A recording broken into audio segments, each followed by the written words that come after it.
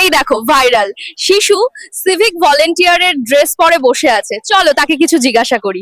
Duty ছেড়ে এমন মনমরা করে বসে আছো কেন? দুঃখের কথা আর কি বলবো।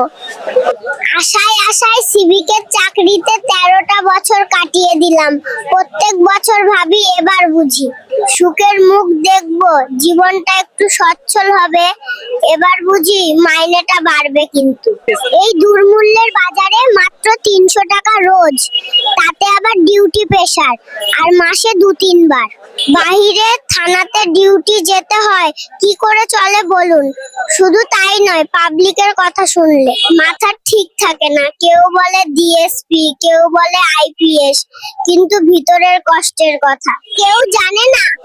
মাসের 15 তারিখের পর প্রত্যেক সিভিককে অন্যের কাছে ধার চাইতে হয়। এখন তুমি কি চাও?